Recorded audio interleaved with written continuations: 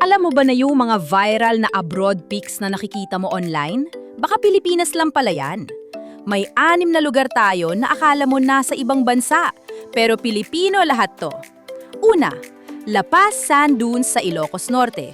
Parang Sahara o Saudi Arabia, pero Filipino soil yan. Pangalawa, Mount Mayon sa Albay.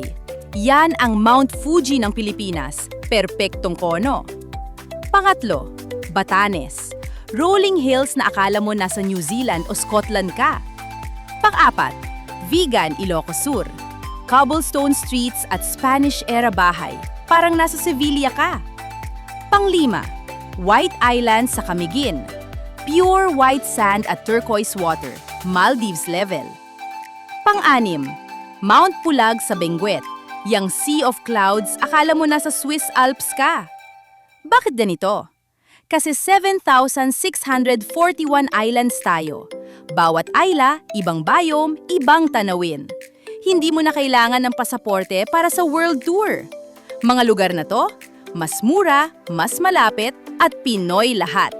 Ikaw, saang abroad sa Pilipinas ang gusto mong puntahan?